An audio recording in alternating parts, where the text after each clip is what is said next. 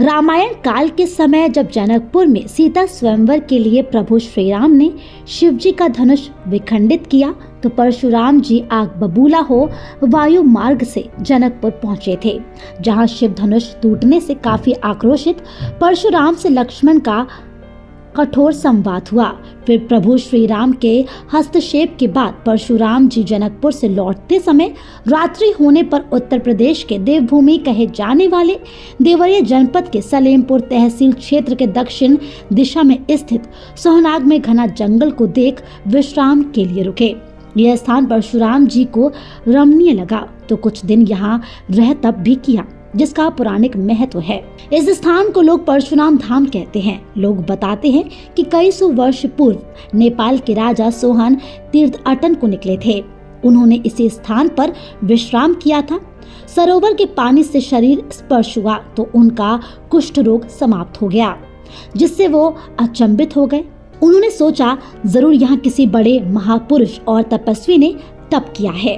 फिर भी उनके मन में संदेह होने पर उन्होंने पोखरे की खुदाई कराई, जिसमें भगवान परशुराम, उनकी माता रेणुका, पिता जमदग्नि, भगवान विष्णु की काले पत्थर की प्रतिमा मिली। उन्होंने मंदिर का निर्माण कराया। मान्यता है कि उसी समय से इस स्थान का नाम राजा सोहन के चलते सोहनाग धाम भी हो गया। खुदाई में प्राप्त भगवान परशुराम, उनकी माता रेणुका, पिता जमदग्नि, भगवान विष्णु की काली पत्थर की प्रतिमा आकर्षण का केंद्र है। उनकी मूर्तियों के बारे में कहा जाता है कि यह गुप्त कालीन है। विद्वान बताते हैं रामायण काल से ही इस सोहनाग धाम का महत्व रहा है। लोग इस स्थान को परशुराम धाम भी कहते हैं। मान्यता है कि यहाँ के पोखरे में स्नान से कुष्ठ रोग दूर होता है।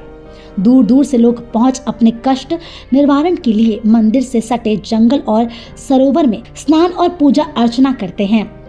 यहाँ आज भी आस्था का केंद्र बना हुआ है। अयोध्या में रामलला के प्राण प्रतिष्ठान को लेकर यहाँ भी तैयारियां जोरों पर हैं।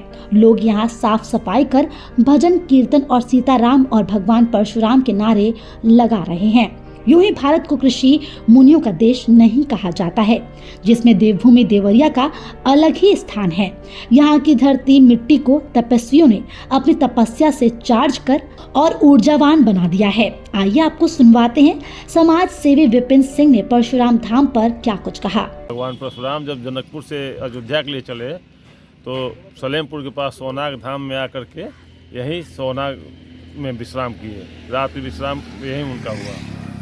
तभी से सोहनाग को परशुराम धाम के नाम से जाना जाता है। परशुराम धाम की बारीकियों को जानने के लिए देखिए सहारा समय संवाददाता रामू यादव की ये खास रिपोर्ट। हम हैं इस समय परशुराम धाम में।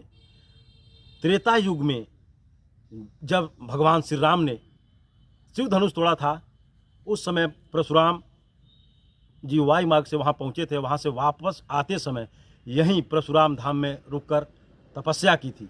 यह पोखरा जो देख रहे हैं, इसी पोखरे में मान्यता के अनुसार लोग यदि स्नान करते हैं तो कुष्ठ रोग दूर हो जाता है। नेपाल के राजा सोहन ने इस पोखरे की खुदाई करवाई थी और मान्यता के अनुसार यहाँ जो भी स्नान करता है उसके कुष्ठ रोग दूर हो जाते हैं।